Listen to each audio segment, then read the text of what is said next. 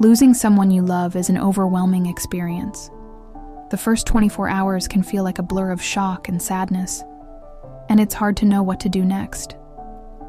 Please know that it's okay to feel lost. This guide is here to offer a little clarity during an incredibly difficult time, helping you focus on the most essential steps. First, an official pronouncement of death is needed.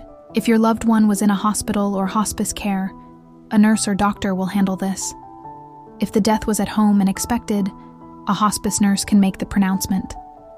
If the death was unexpected, you'll need to call 911, and emergency responders or the medical examiner will take care of this step. It's important to know you usually have more time than you think before making the next big decisions. Take a moment to breathe. Next, notify immediate family members, parents, children, and siblings. It might be helpful to designate one person as a single point of contact to help share the news with others. This can prevent you from having to repeat the difficult news over and over again. Once you're ready, you'll need to arrange for the transportation of your loved one's body. You don't have to rush this. You can choose a funeral home or a direct disposition service. If a medical examiner is involved, they will guide you on the next steps. Take your time to make a choice that feels right for you and your family. Securing your loved one's home is also an important step. Make sure the property is locked, arrange care for any pets, and protect valuables and important documents.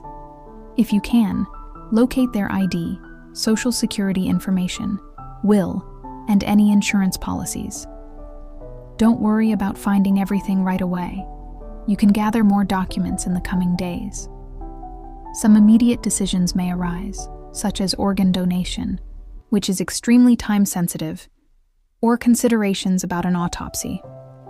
It's okay to ask for information and take the time you need to make these choices. You should also notify their employer and close friends, but things like contacting banks or government agencies can wait. Most importantly, please take care of yourself. Try to eat a little something, drink some water, and rest when you can. When people offer to help, give them specific tasks like answering the phone or bringing over a meal. It's okay to accept support. Remember, things like planning the entire funeral, writing an obituary, and closing accounts do not need to happen in the first 24 hours. There is no perfect way to get through this. Just doing your best is more than enough. Be gentle with yourself. If you found this video helpful and wish to show your support, please hit the like and subscribe button.